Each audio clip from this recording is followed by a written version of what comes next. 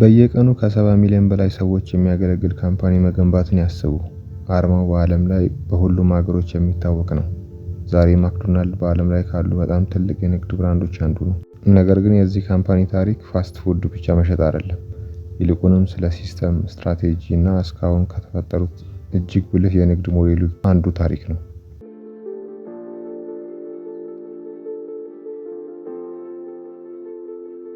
ታሪኩ የሚጀምረው በ1940 ሲሆን ሁለት ወንድማማቾች ሪቻርድ ማክዶናልድ እና ሞሪስ ማክዶናልድ በካሊፎርኒያ አነስተኛ ሬስቶራንት ሲከፍቱ ነው።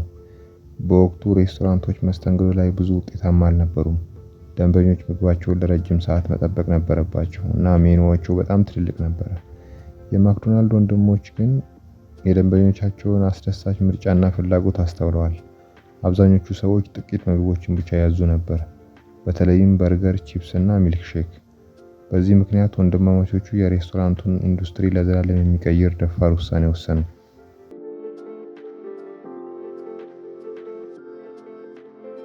የሜኑ ዝርዝራቸውን ቀለል አድርገው በጣም ተወዳጅ የሆኑ ምግቦች ላይ ብቻ አተኮሩ። ከዚያም ኪችኑን ለብዙ ትዕዛዝና ፍጥነት እንዲመች አድርገው አስተካከሉት። እያንዳንዱ ሰራተኛ አንድ የተወሰነ ስራ ነበረው። ይህም ምግብ በጣም በፍጥነት እንዲዘጋጅ ያስችላል። ይህ ስርዓት ስፒዲ ሰርቪስ ሲስተም በመባል ይታወቃል። ደንበኞች ምግባቸውን በደቂቃ ሳይሆን በሰከንድ ውስጥ እንዲያገኙ ያስችላቸዋል።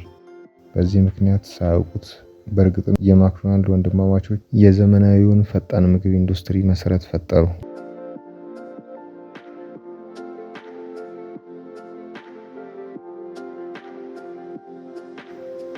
በ1954 ሬይ ክሮክ የሚባል ሚልክሼክ ማሽኖችን የሚሸጥ ሴልስማን አንድ ቀን የማክዶናልድ ሬስቶራንት 8 ሚልክሼክ ማሽኖችን በተመሳሳይ ጊዜ እንዳዘዘ አስተዋለ።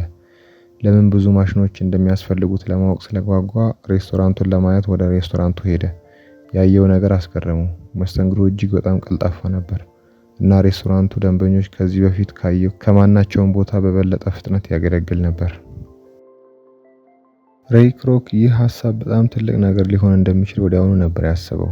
ሙሉ የሬስቶራንት ሲስተሙ በመላው አገሪቱና ብሎም በዓለም ዙሪያ ሊሰራበት እንደሚችል ያምን ነበር።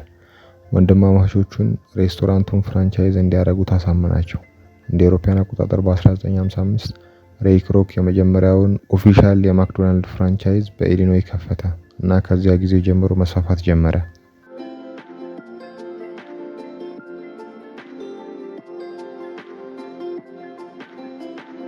ሬይ ክሮክ ወጥነት ያለው ሰርቪስ መስጠት ላይ ያስብ ነበር። እያንዳንዱ የማክዶናልድ ሬስቶራንት የትም ቦታ ቢገኝ ተመሳሳይ ሰርቪስ ማቅረብ እንዳለበት ያምናል። ሬስቶራንቱ በኒውዮርክ ይሁን ቶኪዮ ወይም ፓሪስ በርገሩ ተመሳሳይ ጣዕም ሊኖረው እንደሚገባና አገልግሎቱን ፈጣን መሆን እንዳለበት ያስባል። ወጥነት ላይ የነበረው ይህ ትኩረት ማክዶናልድ በፍጥነት እንዲያድግ ካደረጉ ዋና ምክንያቶች አንዱ ነበር። ነገር ግን እውነተኛ የማክዶናልድ ሬስቶራንት በፍጥነት የማደጉ ሚስጥር የቢዝነስ ሞዴሉ ነበር። ብዙ ሰዎች ማክዶናልድ ፋስት ፉድ ካምፓኒ ነው ብለው ያስባሉ። ነገር ግን በእውነቱ ካምፓኒው ልክ እንደ ሪል ስቴት ንግድ ነበር የሚሰራው።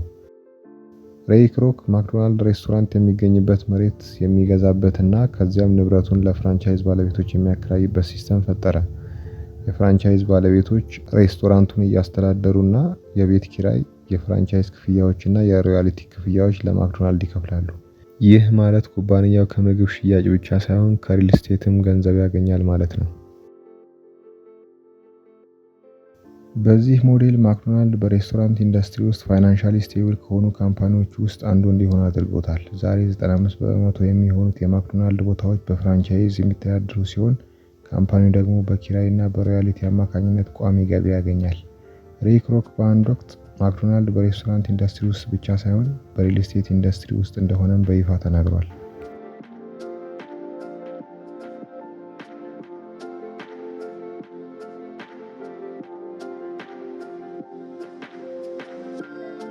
አስርት ዓመታት ሲያልፉ ማክዶናልድ በዓለም ዙሪያ በፍጥነት ተስፋፍቷል።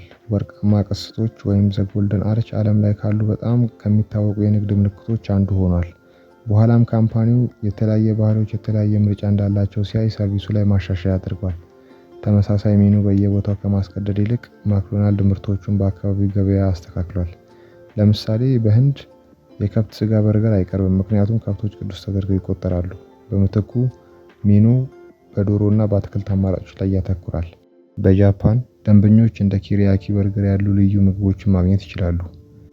በመካከለኛው ምስራቅ ደግሞ ምግቡ ሃይማኖታቸው በሚፈቅደው ሐላል መሰረት ይዘጋጃል።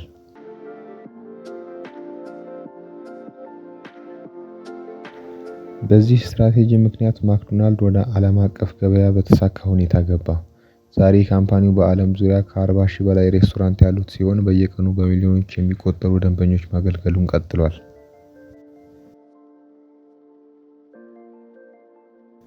በቅርብ ዓመታት ማክዶናልድ ራሱን ወደ ቴክኖሎጂ መር ኩባንያ ቀየረ። ብዙ ሬስቶራንቱ አሁን ደንበኞች ወረፋ ሳይጠብቁ በፍጥነት ትዕዛዝ እንዲያስገቡ የሚያስችላቸውን የራስ አገልግሎት ማዘዣ ኪዮስኮች አሏቸው። የሞባይል መተግበሪያዎች ምግብ አስቀድመው ማዘዝ እንዲችሉ ያደርጋል። የዴሊቨሪ አገልግሎቶች ደግሞ ደንበኞች ከቤታቸው ሳይወጡ ምግባቸውን እንዲያገኙ ያስችላቸዋል። ኩባንያው ስራዎችን ለማሻሻልና ቅልጥፍናን ለመጨመር በአርቲፊሻል ኢንተለጀንስ እና በመረጃ ስርዓት ላይ ብዙ ኢንቨስት አድርጓል።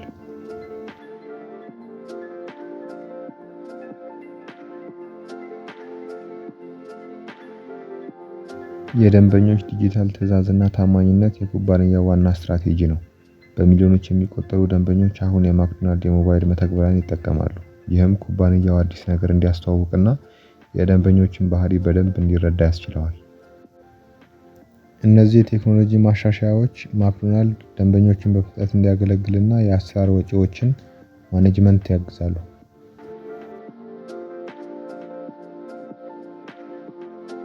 ወደፊቱን ስንመለከት ማክዶናልድ በዲጂታል ፈጠራ፣ በዴሊቨሪ አገልግሎትና በልዩ ልዩ ማሻሻያዎች ላይ በማተኮር ዓለም አቀፍ ተደራሽነቱን ለማስፋት አቅዷል። ከ70 ዓመታት በላይ የሰራ ቢሆንም አሁንም ኩባንያው በፋስት ፉድ ኢንዱስትሪ ውስጥ ከተፎካካሪዎች ቀድሞ ለመገኘት እየሰራ ነው። የማክዶናልድ ታሪክ እንደሚያሳየው ስኬታማ ቢዝነስ መገንባት ጥሩ ምርት ወይ አገልግሎት መስጠት ብቻ አይደለም፤ በተለያዩ ቦታዎች ሊያድግ፣ ሊሰፋ እና በብቃት ሊሰራ የሚችል ሲስተም ወይም ስርዓት መፍጠር ነው። ካሊፎርኒያ በትንሽ በርገር ቤት የተጀመረው ቢዝነስ በመጨረሻም ዓለም ላይ ካሉ በጣም ትልቅ ኩባንያና ግዙፍ የንግድ ምልክት አንዱ ሆነ። እናም ቀላል ሀሳብ ከትክክለኛ ስትራቴጂ እና ራዕይ ጋር ተዳምሮ ማክዶናልድን ወደ ግሎባል አይከንነት ለወጠው።